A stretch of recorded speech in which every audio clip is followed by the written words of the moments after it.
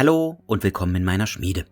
Der Juni ist vorbei und ihr wisst ja alle, was das heißt. Es gibt Nachrichten von der Werkbank. Der Juni war etwas produktiver als der Mai, glaube ich jedenfalls. Ich müsste doch mal in die Werkbank vom Mai reingucken, aber ich meine, ich habe ein bisschen mehr was nebenher gemacht. Und an dieser Stelle nochmal Danke an den lieben Twix, der den neuen Discord gemacht hat. Der ist natürlich unten in der Videobeschreibung verlinkt. Für den habe ich dann hier diese 6 Zerfleischer gemacht. Die hatte ich noch rumliegen und die mussten weg. Die Figuren stammen natürlich aus dem Drucker und sind nicht original von GW, denn die von GW haben nämlich, glaube ich, keine Schwänze, so wie die. Was es ein bisschen zu einem Abenteuer macht, die Jungs in eine Einheit zu bringen. Mir gefallen die Modelle auf jeden Fall sehr gut und es ist mal was anderes, als immer die Individualmodelle anzumalen, wie Landsknechte, imperiale Soldaten oder bretonische Ritter. Da geht so ein kleiner Trupp Dämonen dann doch relativ schnell.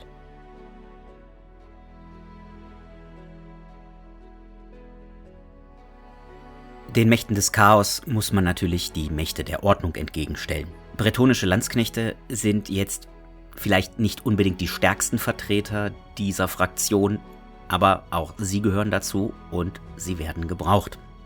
Die 3 hier sind die letzten, die das grün-gelbe Farbschema bekommen werden. Damit ist die Einheit, zu der sie gehören, auf 20 Mann angewachsen und da ist jetzt erstmal Schluss. Jedenfalls mit der Einheit. Auf dem Tisch stehen schon 5 neue, die bekommen ein rot-weißes Farbschema. Jetzt fehlen eigentlich nur noch 2 Ritter, die eine entsprechende Heraldik bekommen, aber naja, was nicht ist, kann noch werden. Wie bei meinen anderen Landsknechten auch, habe ich diese Modelle hier alle unterschiedlich bemalt. Denn der bretonische Landsknecht trägt nun mal keine Uniform, der trägt das, was der Herr ihm zur Verfügung stellt.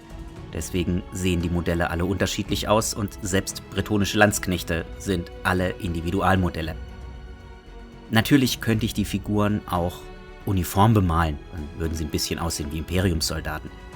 Aber ich mag diesen Räuberbanden-Look an den bretonischen Landsknechten und deswegen dauert es ziemlich lange, bis eine Einheit fertig ist.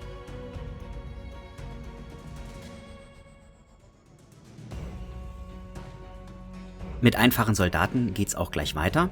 Hier sind wieder 3 fertige Imperiumssoldaten, ein Hellebardier, ein Musketenschütze und ein Schwertkämpfer. Hellebardier und Schwertkämpfer kommen aus dem Drucker.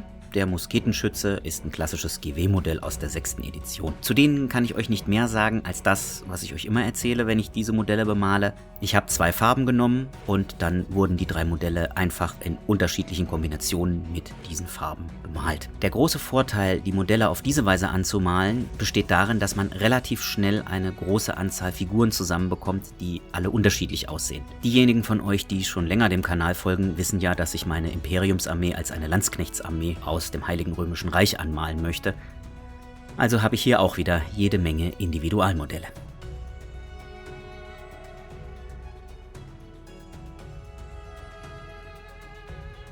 Den Abschluss der Werkbank bildet diesen Monat wieder ein Modell für Bolt Action. Das hier ist ein STKFZ 234-2, der berühmte Puma Spähwagen. Von denen habe ich mittlerweile 2 in meiner Armee, weil ich mag einfach diese Radpanzer und ein 3. ist noch in der Warteschlange, der wird auf jeden Fall auch noch bemalt werden.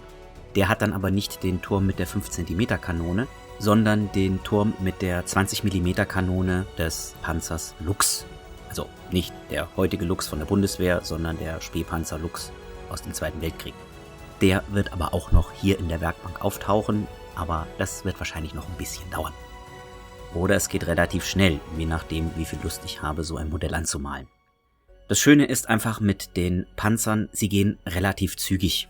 Auch wenn das ganze Farbtarnschema wieder ein bisschen Arbeit ist. Es ist mal was ganz anderes und es ist eine sehr schöne Abwechslung im Vergleich zu Landsknechten, Rittern und so weiter. Hatte ich ja in der letzten Werkbank schon mal gesagt.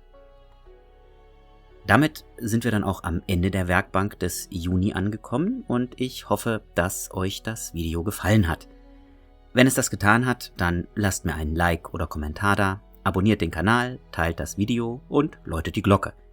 Eben alles, was ihr so von YouTube kennt und bis bald in meiner Schmiede.